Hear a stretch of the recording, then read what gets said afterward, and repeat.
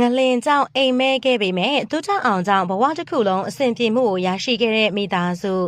ပရိသတ်များရှင်ဒုထအောင်ကတော့ MRD4 မင်းသားလေးအဖြစ်အောင်မြင်လာခဲ့တယ်လို့ငလင်မှာလူအများရဲ့ချီးကျူးမှုတသိန်းကိုရရှိခဲ့တာလည်းဖြစ်ပါတယ်ဒုထအောင်ရဲ့လှုပ်ပေးနိုင်စွမ်းနေရအချိန်ကြာလာတဲ့အမျှပို့ပြီးတော့မြင်သာလာခဲ့ရတာလည်းဖြစ်ပါတယ်ဒုထအောင်ပါဆိုရင်တော့ဒါ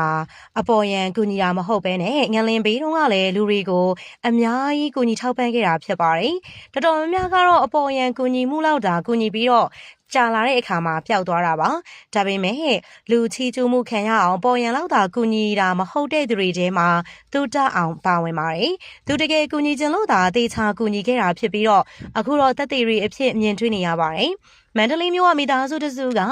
ငလင်မှာသူတို့အိမ်လေးကိုဆုံးရှုံးသွားခဲ့ပါတယ်။သမီးလေးနဲ့မိဘတွေကသူတို့ရဲ့အိမ်မဲ့သွားတဲ့အချိန်မှာကုကေရမဲ့ငိုနေခဲ့တာပါ။ဂျာဟိုတုဒအောင်ကသွားပြီးတော့အိမ်လေးဆောက်ပေးမယ်လို့မေးခဲ့တာပါ။မေးတဲ့အချိန်မှာသမီးလေးကထရန်ကာလေးရရင်ကိုတော်ပါပြီလို့ဖြေခဲ့တာပါ။ဒါကြောင့်မို့တုဒအောင်ကသူတို့မိသားစုအတွက်ထရန်ကာအိမ်လေးတစ်လုံးကိုပါဆောက်ပေးခဲ့တာပါ။ဒါအပြင်အိမ်ထဲမှာကိုးကွယ်မဲ့ဖခင်ကအစစီစဉ်ပေးခဲ့ပါတယ်။ဒါတည်းပဲလားဆိုတော့မဟုတ်ပဲသူတို့မိသားစုစိတ်တည်ငြိမ်ပြီးတော့စီးပွားရေးလေးတစ်ခုလုံးနိုင်အောင်ပါစီစဉ်ပေးခဲ့တာပါ။စောက်ပေးထားတဲ့အိမ်ဝင်းအတွင်းမှာပဲဆိုင်လေးတစ်ဆိုင်လုပ်ပေးခဲ့တာဖြစ်ပါတယ်။ဆိုင်ကတော့ရှမ်းခောက်ဆွဲဆိုင်လေးဖြစ်ပြီးတော့ထရန်ကာလေးရှမ်းခောက်ဆွဲဆိုင်ဆိုပြီးတုထအောင်ကိုယ်တိုင်နာမည်ပေးခဲ့တာပါ။ဒီဆိုင်လေးကိုတုထအောင်ကမန္တလေးရောက်တိုင်းအမြဲသွားစားသလိုသူ့အကောင့်မှာလည်းတင်ပေးပါတယ်။ဒီလိုတင်ပေးတဲ့အတွက်ဆိုင်လေးကိုလည်းလူပိုသိလာပြီးတော့စားဝင်နေရေးပို့ပြီးတော့ခြောင်လဲခဲ့ရပါတယ်။မင်းသားကြောင့်ပဲသူတို့ဘဝလေးကအဆင်ပြေခဲ့ရတာပါလို့မိသားစုဘက်ကကျေးဇူးတင်စကားဆိုခဲ့ပါတယ်။ထရန်အိမ်လေးပြန်ဆောက်ပေးပြီးတဲ့အချိန်မှာလည်း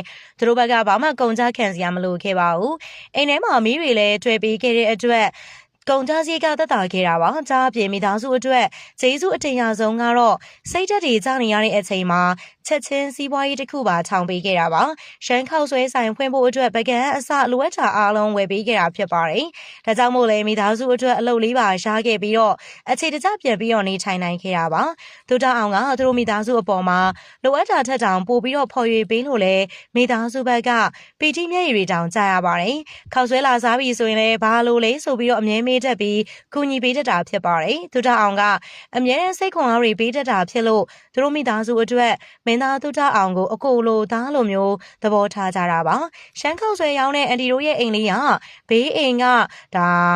ပီတာကိုခံခဲ့ရတာဖြစ်ပါတယ်။တကယ်ကိုပဲငလင်ဘေးတော့ဘေးအိမ်ရပိတာကိုခံခဲ့ရတာဖြစ်ပါတယ်။ငလင်လှုပ်တဲ့အချိန်မှာဘေးအိမ်ရတိုက်ကြီးကပြိုကျလာတာသူတို့အိမ်လေးကိုပိသွားခဲ့တာပါ။မိသားစုလေးကတော့ကံကောင်းလို့လွတ်သွားခဲ့တာဖြစ်ပြီးတော့ပြားချက်တဲ့အထီကိုဖြစ်သွားခဲ့တာပါ။ဘာတစ်ခုမှပြန်မရပဲအိမ်ကြီးကပြားချက်သွားတဲ့အတွက်တကယ်ကိုထုံလို့စရာဖြစ်ခဲ့တာပါ။ရေရင်းဆိုလည်းပြန်မရတော့ပဲရေပါမထွက်တော့ပါဘူး။ဒုထအောင်ကဲလို့သာသူတို့ဘဝကိုအမြန်ဆုံးပြန်လဲပြီးတော့ရည်တည်နိုင်ခဲ့တာဖြစ်ပါတယ်။ငလင်ကြောင့်အိမ်ဆုံးရှုံးခဲ့ပေမဲ့ဒုထအောင်ကြောင့်ဘဝတစ်ခုလုံးပြန်လဲရည်တည်နိုင်ခဲ့တဲ့မိသားစုအပေါ်အမြင်လေးကွန်မန့်လေးထဲမှာရေးခဲ့ပေးပါဦး။ဗီဒီယိုလေးအဆုံးထိလိုက်ပါကြည့်ရှုပေးတဲ့အတွက်အားလုံးကိုကျေးဇူးအများကြီးတင်ပါတယ်ရှင်။